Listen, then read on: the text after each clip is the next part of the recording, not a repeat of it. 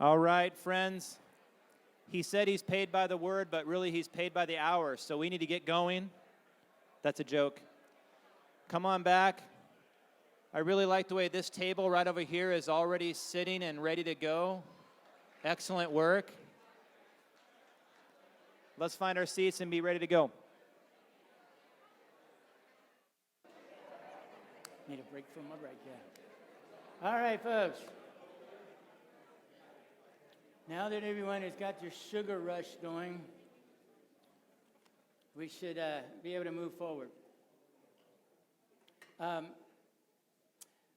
like for you to turn over to page 33, and we are going to take stock of where we've been so far. You know, we've looked at catching a vision of God, the big picture. We looked at the question, how does God want to express himself through us in our community at this time? We have looked at spiritual renewal with strategic initiative. We've taken a look at the 4 disciplines of the Great Commission Church: preemptive prayer, basic Bible, cost commitment, missional multiplication. And now we've looked at the life cycle: incline, recline, and decline. And we have a little bit of a consensus that this church is somewhere between recline and the early stages of decline. One thing I was commenting during the break, the fact that there are this many of you here, and the spirit of how this event is unfolding is telling me that there's a lot of health here in this church that can be leveraged to make the kinds of adjustments and changes that would be catalytic in launching a new life cycle. So that's a good thing. This is not always the case. People ask me a lot when I'm traveling. They say, "What do you do? Like, what's your job?" And I have a lot of different ways of answering that question depending on who asks. I'll say things like, "Well, I'm a professional Christian." When I'm kind of in the throes of working with a severely declined church with lots of problems, I say that I'm an ecclesiastical oncologist. Okay. Well, I'm not sensing that here this weekend, okay? Now, we also looked at that first, not God's plan for my life for God's plan. But what I want to do now is set the stage, because we are about to turn the corner and really dive into the Great Commission matrix, the moment you've all been waiting for. Now, I want to start this off with another one of these 180s. It's not once the congregation is on board, then we'll begin to reach the community. It's once we begin to reach the community, the congregation will get on board. Okay? This is a very important feature.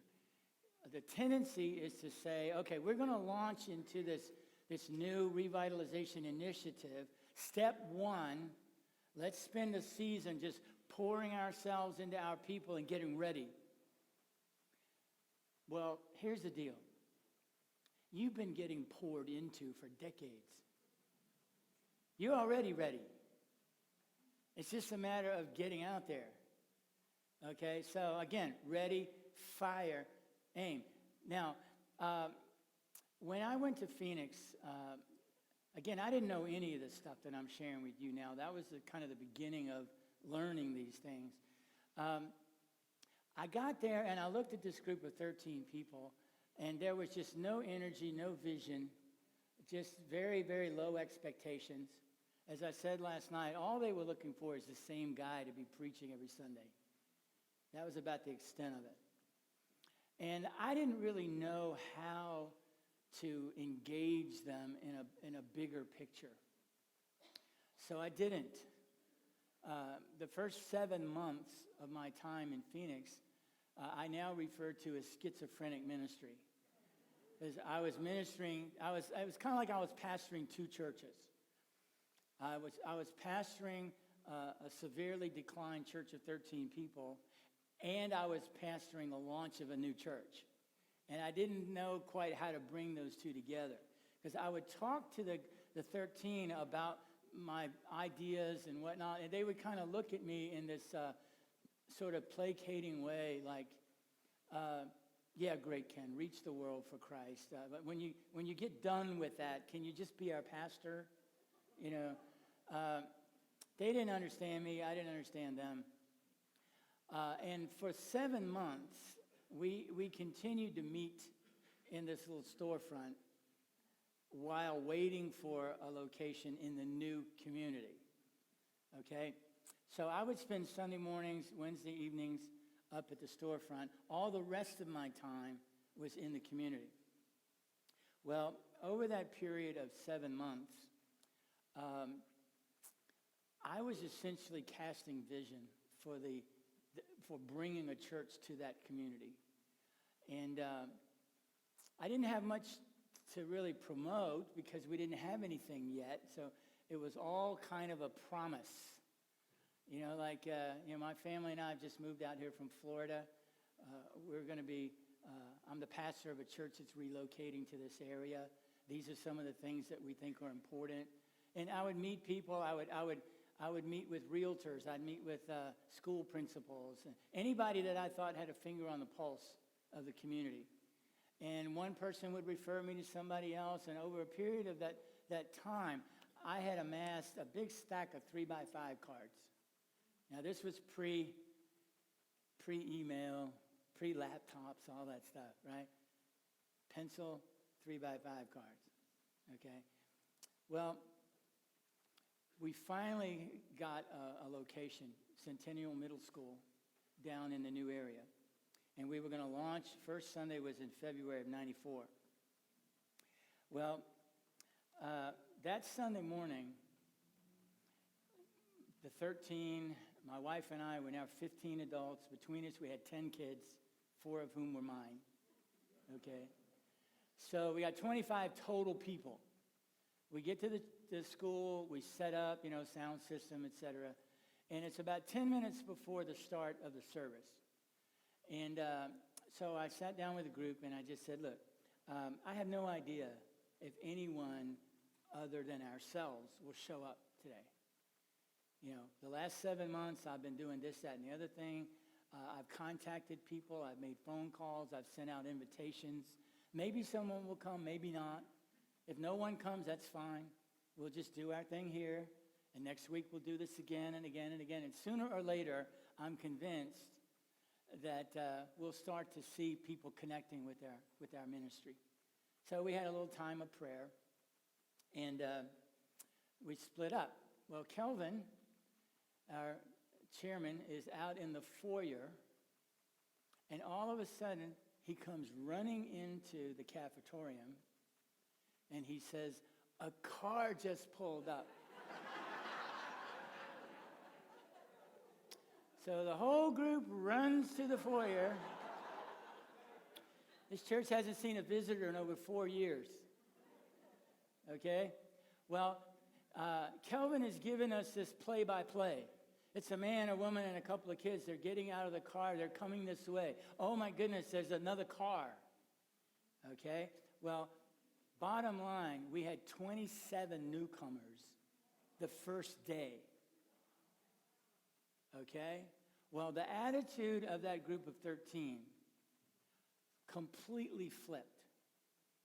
It went from, who is this Ken guy and what on earth is he doing with his time, all the way to, oh my goodness, God is really moving. What's next? How can I help? What do you need from me? Okay? Now imagine if my approach had been, soon as I can get these 13 people on board, we'll start reaching the community.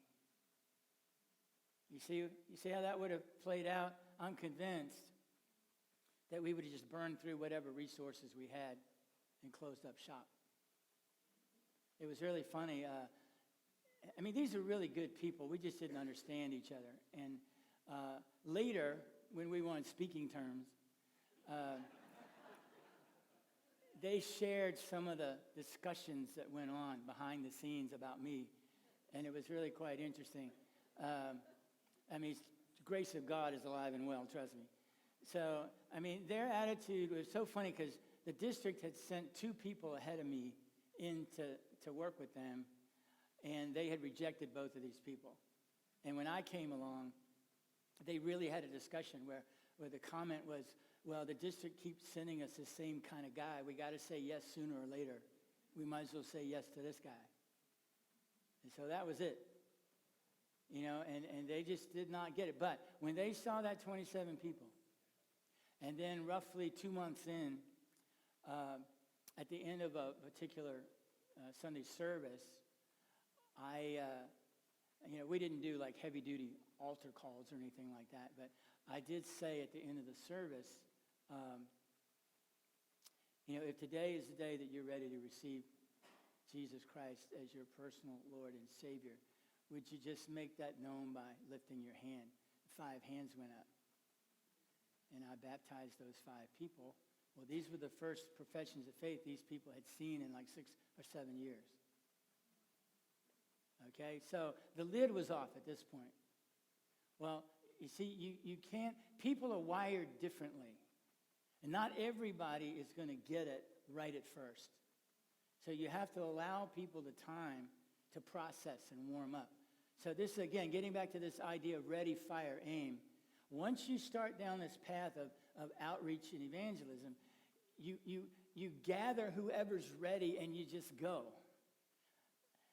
And gradually, as the fruit is seen from that, other people begin to join in. But you can't expect everybody to get it all at once. You know, there's a phrase that kind of in my field that gets tossed around. It says, leading a congregation through change. Well, that's actually a misnomer. You don't lead a congregation through change. You lead a person through change. It's a one-at-a-time thing. So the idea that, here's the congregation, and you make a speech and have a vision chicken dinner banquet or something, and then everybody gets it and we all move over here. That does not happen. Okay? What happens is one person gets it and makes the transition. And then another person, and then another person. And if you keep at this long enough, sooner or later you've got more people over here now than over there. So allow people the freedom to process at their own pace. And don't demand that they get it just because we've got a great brochure. Okay? All right, now, with that in mind, let's turn to the real nuts and bolts of pulling this off. Looking at page 35. I'm going to be asking you to form some teams. The first team I refer to as the vision team. You can use whatever nomenclature you like.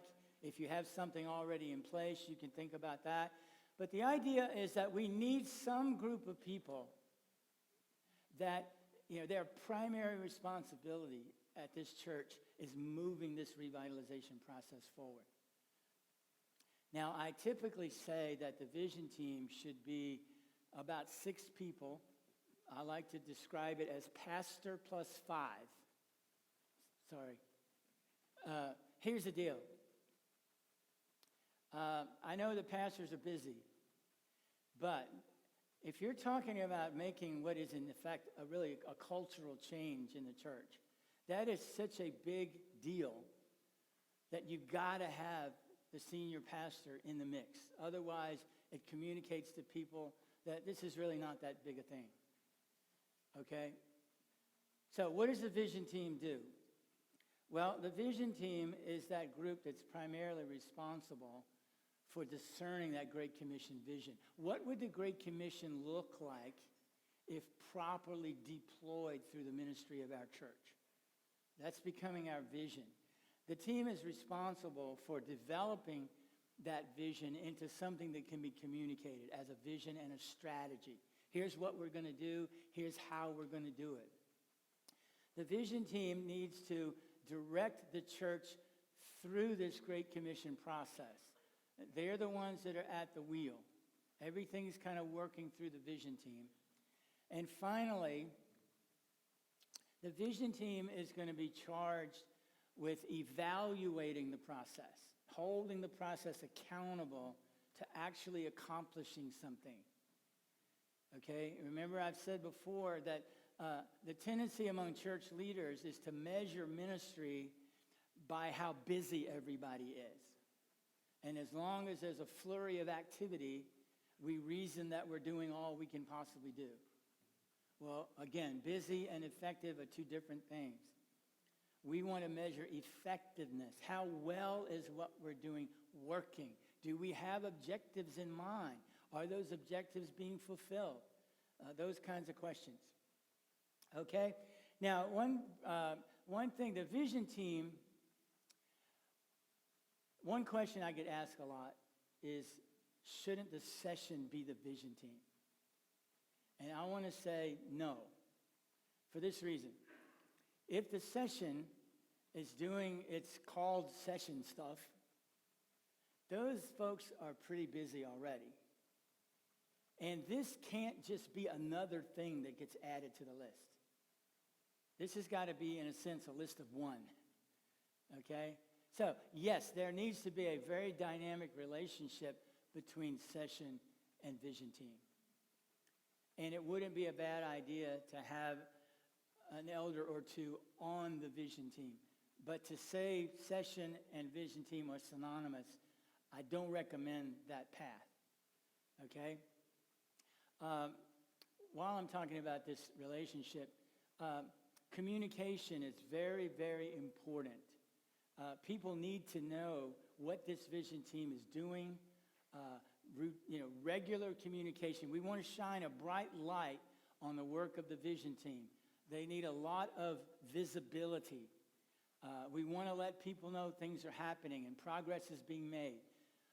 The word will drift out, that, hey, we got this vision team and we're talking about this revitalization thing. But if you don't clearly communicate with people, they won't know what's going on. And they'll start to make stuff up. Okay? If you don't provide them with very clear, thorough communication, people will speculate. And speculation has a tendency to go to the worst case scenario. And that can be real undermining to the process. The moment people start to feel like, our vision team is meeting at 3 a.m. on Thursday mornings, in the bowels of the church, plotting our demise, you're in big, big trouble.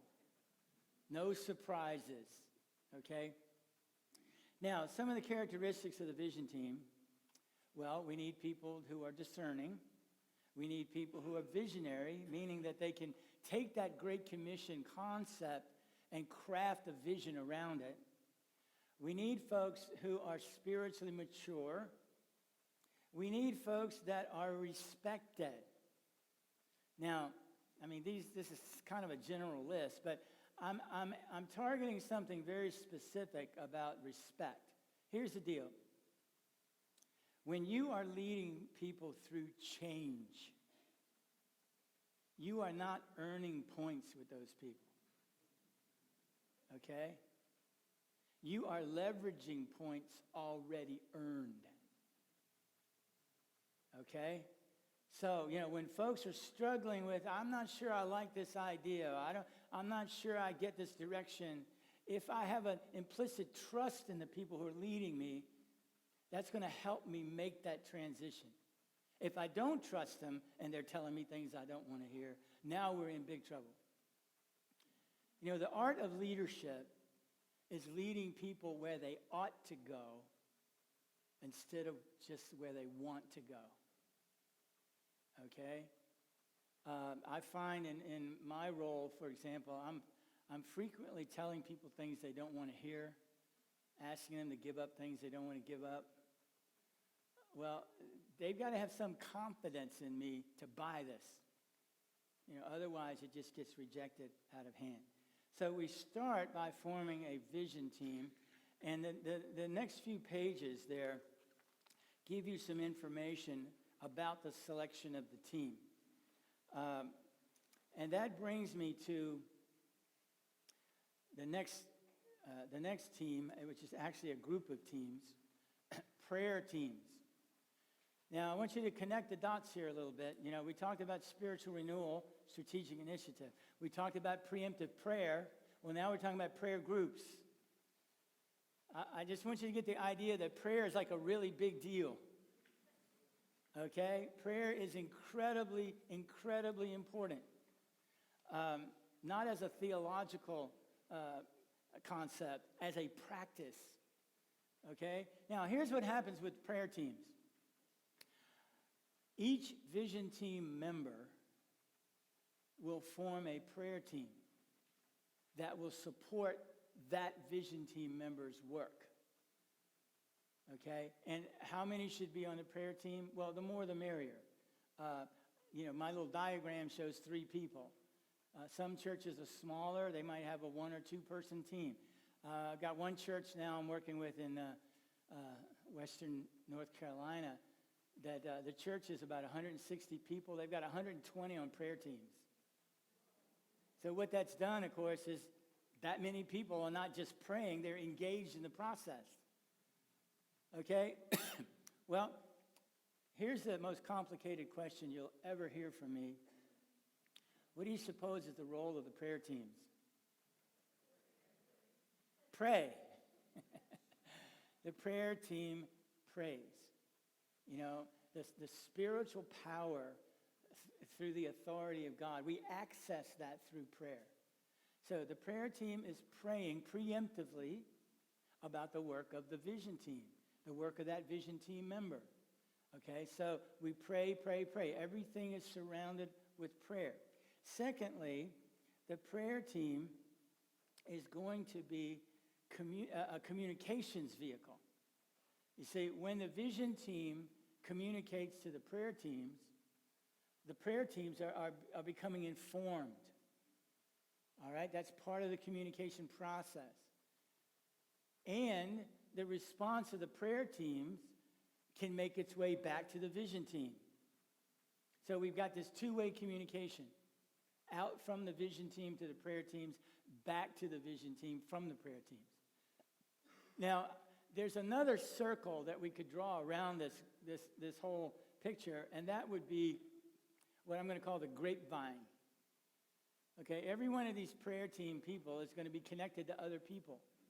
And in the natural course of relationships, people talk. So information will get out in a larger scope. I like to say that everything that's not confidential will be shared, and half of what's confidential will be shared. Okay? Communication is your friend. Bright light on the work of the vision team. Now, there's a third reason for the prayer teams. Spiritual resistance. Scripture tells us that our battle is not against flesh and blood, but principalities and powers. Well, here's the deal. When a church ups the ante in terms of moving the gospel into the community, our enemy will take notice. And you can expect spiritual resistance. And so we want the prayer teams to be praying for the protection of our vision team and the families. You know, all it takes is for some crisis to hit one of these vision team members' families, and everything gets derailed. You know, we can't work on this if I'm having problems with my teenage child, or I'm having problems at work, or this, that, the other thing. You know, I mean, all of life has its problems, but I'm talking about those kind of exceptional things. You can expect a bit of an attack. You're kind of rattling the devil's cage. When you renew the commitment to move the gospel out, you're becoming a different kind of threat. Now, the good news is we win. You know, I mean, I've read Revelation. We win. Here's the thing. We win the war, but there is the danger of losing battles along the way. And part of that warfare is protecting our vision team with prayer. So we want all kinds of praying to be going on. So vision team surrounded by prayer teams, that's driving this enterprise. Any questions, comments about that? Yes, sir. What type of communication is going from the prayer team to the vision team? Well, that would be the kind of thing like Well, the question was, what kind of communication is going from prayer team to vision team? You know, if I'm a vision team member and I sit down with my prayer team and I'll say, hey, these are some of the things we've been talking about with the vision team. We're thinking this or that. Well, it's very likely that the prayer team can offer some sort of feedback. Like, you know, yeah, that sounds like a good idea, or have you thought about so-and-so? And, you know, that kind of stuff can get back to the vision team. As far as more broad communications, some churches have things like the vision team will publish, say, a monthly newsletter that goes out on email. I've seen churches where they'll have, as part of a Sunday service, they'll have someone from the vision team give a little 2-minute report and then call for prayer for the vision team. Things that just keep it in front of people. You know, I hate to say this, but a lot of times in church, we talk about stuff that never happens. You know, we have these ideas, and wouldn't it be great if, and everybody's going, yeah, that would be great. Then they don't hear about it ever again. And it just kind of rolls off. You know, one of the things I encounter all the time is, you know, I'll be introduced to some church setting, and one of the leaders will say, well, you know, Ken, we've been through like 5 revitalization programs in the last 20 years. Why would we do this again? Okay, so there can be this negativity. I always say, well, obviously it didn't work. Why don't you do one that works, you know? But, you know, that's the kind of thing where you want to overcome negativity, constantly promoting, you know, sharing stories, and, you know, small wins lead to bigger wins and that kind of thing. Okay? Yes, sir. What kind of timeline on a vision team? Do we got to get this long-range planning groups that got together? Within a year, within 5 years? What are they looking at timeline? On average, I would say that it would take about a year to get everything fully ramped up and on the field, and probably a second year of monitoring that. So a reasonable commitment from a vision team person, I think, would be a couple of year commitment. Now, in the early days, when a lot of planning is being done, I encourage the vision team to try to meet a couple times a month in short bursts, you know, like an hour and a half kind of thing. When you put too much time between meetings, everybody forgets what we talked about last time. You know, you spend a half hour trying to catch up. But if you have your meetings a couple times a month, it's fresh enough that, you know, within 5 minutes of the meeting, you're hitting new ground. Yeah, you know, when I was studying piano in college, my piano teacher would always say, the first hour that you practice today gets you where you left off yesterday. Okay? Then the next hour is where you gain ground. Okay, so, you know, we want to create a scenario where the vision team is gaining ground and not having to rehearse the same stuff over and over again. Okay? Other questions? Yes, sir.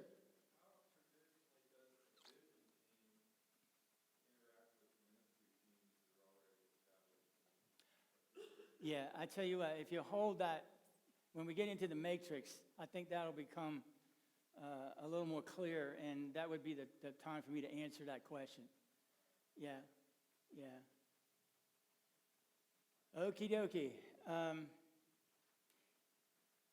If you will turn over to page 45, we are at long last going to step into the Great Commission matrix. Now, there's a vital 180 that's kind of the philosophy of the matrix. Goes like this. The question is not, how do we minister to our congregation? The question is, how do we minister through our congregation to reach a lost community? Okay, so in other words, ministry doesn't end with the congregation. Congregation is the conduit through which ministry makes it to the community. Now, one of the criticisms that comes my way over this concept is folks will say, well, now, Ken, wait a minute. Aren't you just using the congregation to scratch some kind of evangelism itch that you have? And I'll say, yeah. That's a problem? No, but here's the deal. I think for far too long, our conventional approach to discipleship has been knowledge-based, where we just transfer information in Sunday school classes, in sermons, in whatever. And it doesn't reach the level of practice. Now, imagine, for example, that you've got a teenager who sits in a youth Sunday school class week after week after week, hearing Christian stuff. Compare that to a teenager who's mobilized to share faith at the high school. Who's having the greater experience and maturation? Okay, see how that works? When you're mobilizing people for ministry, our approach to discipleship is to equip people to live their faith, share their faith in their world. Their maturity is going to be much greater than just being a sort of a passive receptor of information. So nobody's being shortchanged here. If anything, maturity is going to accelerate by being mobilized. Okay? So, question, not minister to the congregation, minister to through the congregation. Now, you'll see on the matrix there, we have a vertical axis and a horizontal axis. I want to start with the vertical axis from the bottom up. At the bottom, we have outreach. And as I mentioned last night, outreach is when people inside the church connect with people outside of the church to build sustainable relationships. Okay? So in order for a relationship to be sustainable, this is something that I need to do repeatedly with the same person or group of people. I'm building a relationship over time. I'm getting to know that person. I'm investing in that person's life. That person is getting to know me. There's a trust factor that's beginning to emerge. And it's out of those kinds of outreach relationships that very often the opportunity to evangelize emerges. Okay? The challenge to this is that investing in someone else's life is labor intensive. It's not something you do, here and there. It's something that you are repeatedly doing over time. And that's difficult. That's hard to do. Now, evangelism is when people outside of the Christian faith are connected to a crystal clear presentation of the gospel. And as I said last night, unless the gospel's been made crystal clear, evangelism has not happened. Now, in the world of Presbyterianism, in the world of Reformed thinking, we don't typically do a really good job at articulating a simple gospel. We're not going to sing Just As I Am 50 times, and the buses are not going to wait. Okay? And so, what do we think is happening in people's lives as things of God are being taught, being preached, being put out there? What do we think is happening in people's lives? Are we expecting this to take root in people's lives? Are we expecting regeneration to occur? And if it occurs, then what do we do with it? Let me give you a couple of examples. My church in Encinitas, California, the one that grew like crazy, we had a process in place where folks would attend kind of a newcomers seminar on a Saturday. And so we would do this maybe once a quarter.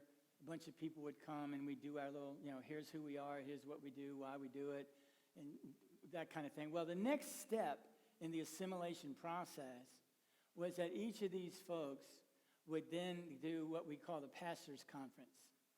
And they would either meet one-on-one with the church planter that I was working with, or they would meet with me.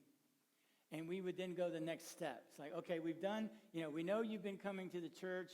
We know you've been to the newcomer class and generally heard a bunch of stuff. Now let's talk about you, where you are in your faith, that kind of thing. Well,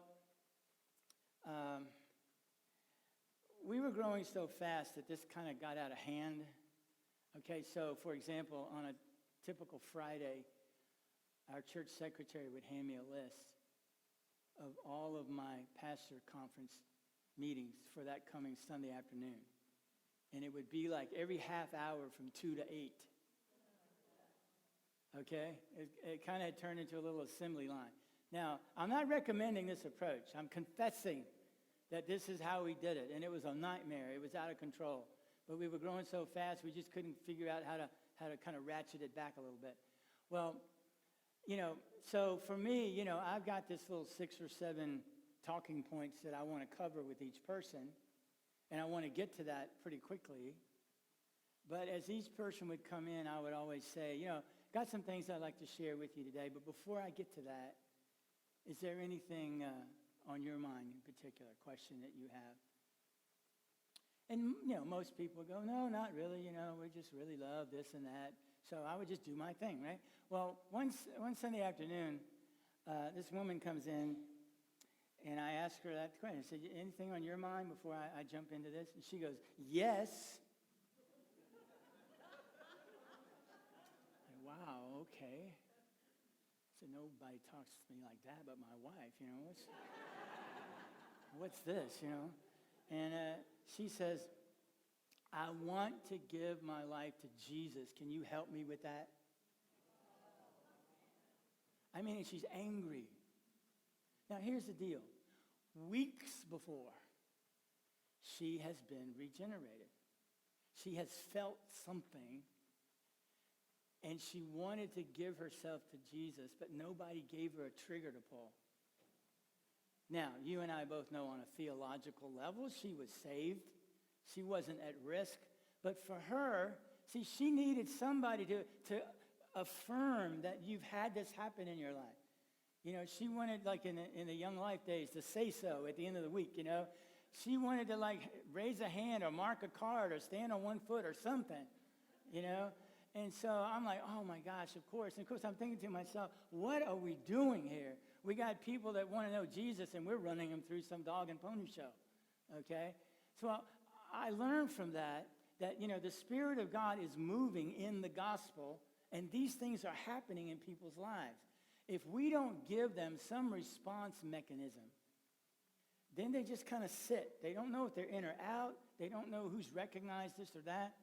And so after that, I just started realizing, you know what? I've got to be much more clear about giving people an opportunity to say, I want in. Okay? And guess what? The more I did that, the more conversions I saw. Funny thing. Years later, when I was in Phoenix, we would, do you guys know Child Evangelism Fellowship? You know that ministry? Really solid ministry, age-appropriate sharing of the gospel for young kids. Well, we would bring that ministry in a couple times a year, and they would do 4 Sunday afternoons of just sharing the gospel to kids. And, at the end of that deal, there would be an opportunity to receive Christ, and kids would come forward, and then we'd have to do a little bit of a vetting process to determine if this was legit, or did Sally just go up because Susie went up, that kind of thing. Well, on this one particular occasion, there was a little girl about 9 years old that didn't attend our church. Her family didn't come to our church, but she came with a member kid to Child Evangelism Fellowship. And at the end of the deal, she goes forward, says she wants to receive Jesus. Well, one of the next steps in the process was a baptism class where we would just explain, what was going on with baptism. And we talk about the logistics of things. This was a denomination that did full immersion. So we had to deal with things like bring a towel, stuff like that. Well, we're having this little baptism class, and this little girl is there, and her mother's with her. I never seen her mother. So I'm doing this sort of explanation of baptism is the sign and seal, and in the back of my mind, I'm having this debate. And it's kind of going like this. Ken, what are you doing? You're getting ready to baptize this 9-year-old kid, but into what exactly are you baptizing her? What's she got at home? Is this a covenant family? I mean, is this kosher? How does this work? Okay? And so at one point I thought, okay, I know what I need to do. So I kind of reached a little pause point in the presentation, and I said, listen, before I go any further, I don't want to make any assumptions. I don't want to just assume that everyone in this room right now has a relationship with Jesus Christ. Now, if you're interested in a relationship with Jesus Christ, this is what that means. And I walked through sin, forgiveness, cross, resurrection, And I said, now, before I go any further with this baptism class, is there anyone here who right now is ready to receive Jesus as your Lord and Savior? Well, this mother's hand goes up. Ask not. Okay? So I'm saying that this business of giving people a response mechanism. When you roll the gospel out and the Holy Spirit's moving in someone's life, and then you don't give them a place to put that, it's like on one hand, they're being regenerated. On the other hand, they're entering into frustration. Okay? So evangelism demands both the clarity of the gospel and at some point the opportunity to say yes. Now, discipleship is the next tier up.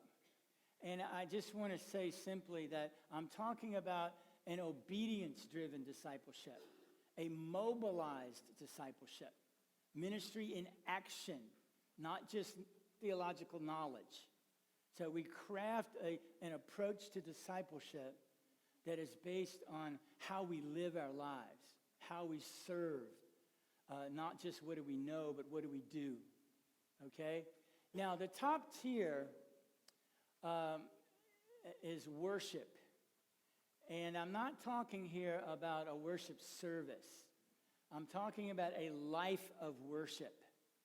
And you could think of this as sort of like the absolute tip-top of discipleship is becoming a true worshiper. Okay? So let me unpack that for you. There's a verse, Luke 19:10, that says, the Son of Man came to seek and to save the lost. I think that's a very important verse because essentially Jesus is telling you, this is my mission. I came here to seek and to save the lost. And I make a big deal of that because, I'm an outreach and evangelism fanatic, okay? Well, a few years back, I was asking the question, what else is God seeking? God is seeking the lost. What else is God seeking? Well, that question led me to John 4, the Samaritan woman at the well. Now, there's like a gazillion things to be learned from that encounter.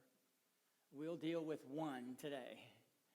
There's a point at which Jesus says to her, a time is coming and is now here when the true worshiper will worship the Father in spirit and in truth. The Father is seeking such people. Whoa. Seeking the lost, but also seeking true worshipers. Well, I have to say, for years and years and years, I never connected those dots. I just thought, The seeking the lost thing was like a salvation story, and the true worshiper thing was like a discipleship story. But here's what I've come to understand. Why is God seeking the lost? So that they will become true worshipers. Okay? It's not just that they would be saved. Obviously, that's an important element, but salvation is not the finish line. It's the starting line of becoming a true worshiper. So what I'm saying is our discipleship approach should be obedience-driven and should take people closer and closer and closer to becoming true worshipers. That's the ultimate expression of discipleship. Now, what does it mean to be a worshiper in spirit and truth? Well, there's like volumes of books written on this subject, but I want to narrow it down to one simple concept from Romans 12, 1 and 2. What does it mean to worship God in spirit? I urge you, brothers, in view of God's mercy, to present your bodies as living sacrifices, holy and pleasing to God. This is your spiritual act of worship. To worship God in spirit is to live a sacrificial life. Take up your cross and follow me. Now, what does it mean to worship in truth? Romans 12, 2. Do not conform any longer to the pattern of this world, but be transformed by the renewal of your mind. Now, what renews our minds? The Word of God. And what is the Word of God? Truth. So to me, the ultimate expression of the discipleship that leads to true worship is I have become a person that is living a life of sacrifice to my Lord and Savior, and I am driven by the truth of His Word. I am a true worshiper. That's the place that I want us to be guiding our people. Okay? So that's a much bigger concept of discipleship than I think is probably the normal concept. Okay, now that's the vertical axis. So let's look at the horizontal axis. Ministry 1, 2, 3, 4. These simply represent the different ministries of the church, different programs of the church. So, for example, let's say ministry number 3 is youth ministry. All right? The question that we don't want to ask is this: how do we minister to the youth of our church? The question we're asking is, how do we minister through the youth of the church to reach the youth of the community? Okay, so we come down to outreach at the bottom.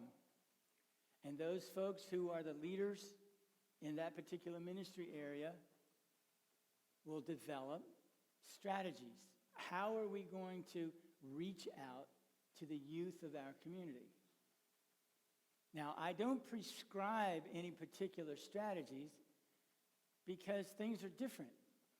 In one church it's different than another. One community is different to another. It's up to those who are leading in these areas to figure that out. Now, there might be some trial and error on the front end, but eventually you'll get to the point where you are shaping strategies that are actually working. So we start with outreach strategies. How are we going to reach out to the youth? Next, we move up the line. For those that respond to our outreach, how are we going to make the gospel clear in youth ministry? How are we going to deliver the gospel to these teenagers? Moving up, how are we going to develop them in their faith? Through discipleship that is obedience-driven and eventually, hopefully, into true worship. So you get the idea. We're working in each ministry area through outreach and moving forward. Now, here's the deal. What we're doing here is we're asking every ministry in the church to develop the capacity to do outreach and evangelism and discipleship. Now, this is a radical change from how church is conventionally done. But see, here's what we're shooting for. See, This horizontal axis, you might think of that as the list of programs. Now, churches typically don't have this vertical axis at all. It's just a one-dimensional thing. We have a list of programs. And out here, ministry number 10 might be evangelism. And we've got a team of 8 people that are on the evangelism team. I was part of a church in the 70s that had 1,200 members. There were 15 of us on the evangelism team. Now, I believe today that if you have a church of 1,200, you should have 1,200 on the evangelism team. And so what I've done is I've pulled evangelism, I pulled outreach out of the list of programs and made it a common denominator for all ministries to embrace. So this is how you get everybody involved in outreach, everybody involved in evangelism, everybody involved in discipleship. Now, the typical church, will start by saying, okay, we have our Sunday morning worship. And, when you talk about inviting people to church, 99 times out of 100, what that means is inviting them to the Sunday service. All right, so let's assume we can get people to the service.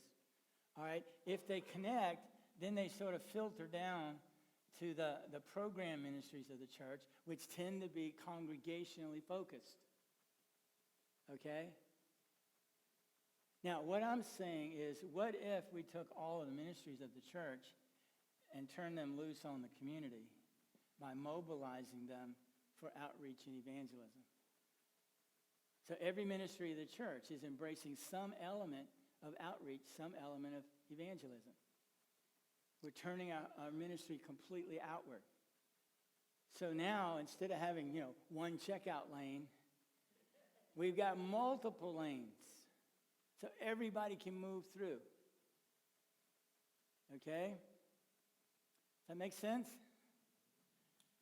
Okay, I realize it's a shift, and I also realize that sometimes when you first look at this, it's not unusual for people to go, well, how could such and such ministry possibly do outreach? But if you think about it long enough, you'll figure it out. I'll give you a simple example.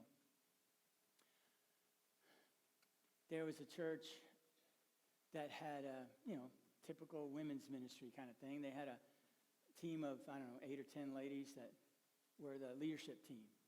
And they met, I think, like every Thursday, third Thursday of the month at 7 at the church for planning and whatever. So I suggested to them to stop having their meetings at the church and to go 2 blocks up the street to this little cafe. I said, just do exactly what you normally do, but just do it there. And, there was a little bit of, well, that seems inconvenient and blah, blah, blah. That might be weird. Blah. So just try it one time, please. Okay? So they did. They go up the street. You know how these cafe things are. They give you like these little tiny tables. So, they jam a few of these tables together. They're sitting around and they're chit-chatting and just doing their stuff. Well, at one point, one lady goes over to the counter, get a refill on her coffee. As she's standing there, this other woman walks up and says to her, "What's going on back there?" "Oh, well, this is the women's leadership team from our church up the street here." And this lady says, "Well, you sound like you're having a lot of fun." See, that conversation doesn't happen if they're meeting in the church. I got to a point in Phoenix where I did most of my sermon prep at a food court. The first time I did it, it wasn't like a brilliant idea. It was just happenstance. One of my daughters was doing some GPA repair work at a community college, and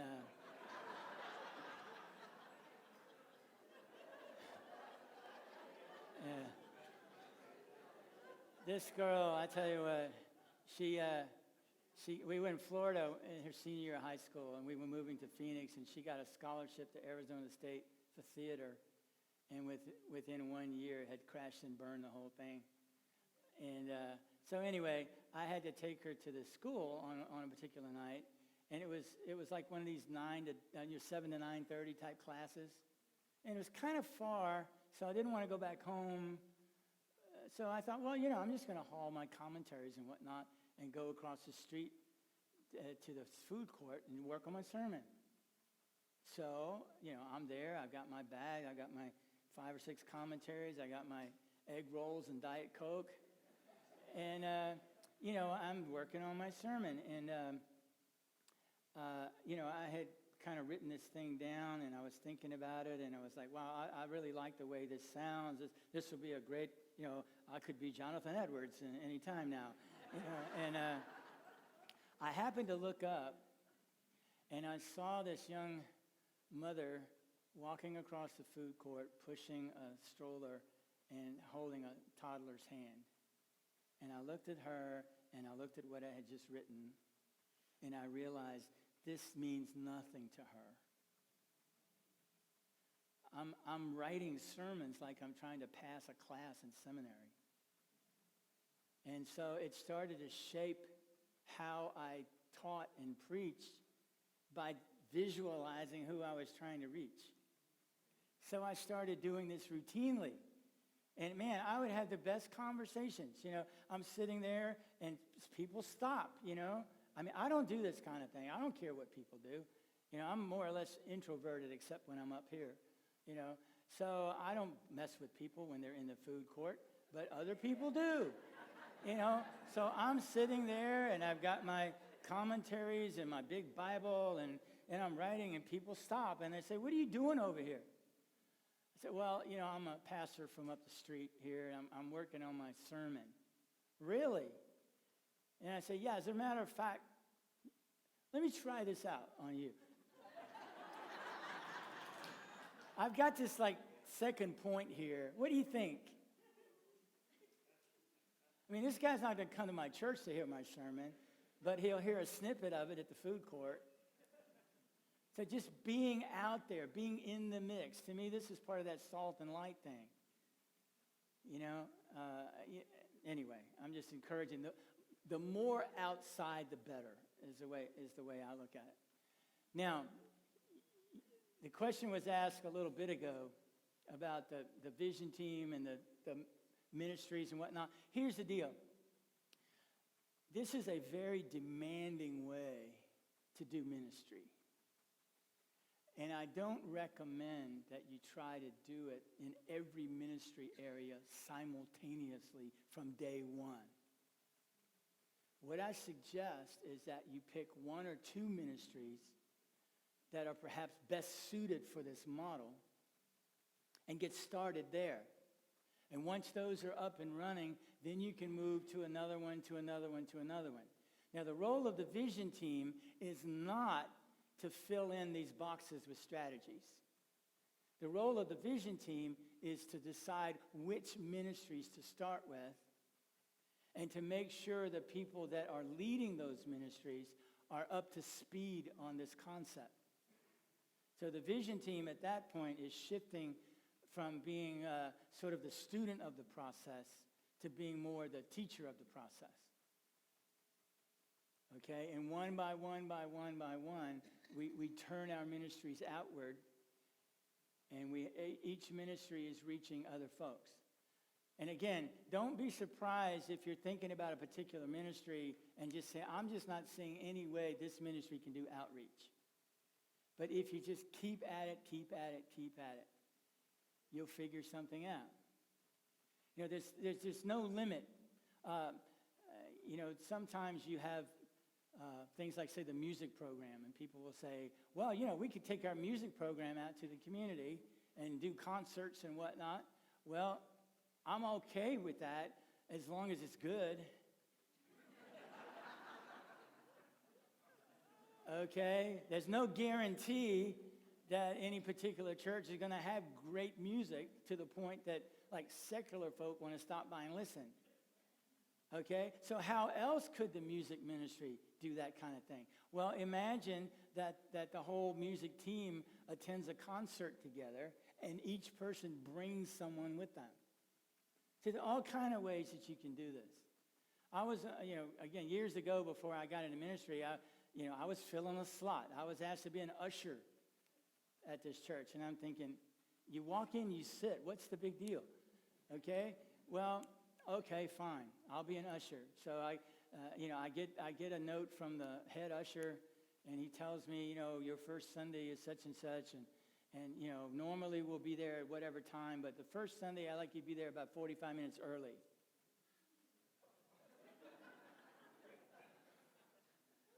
Okay.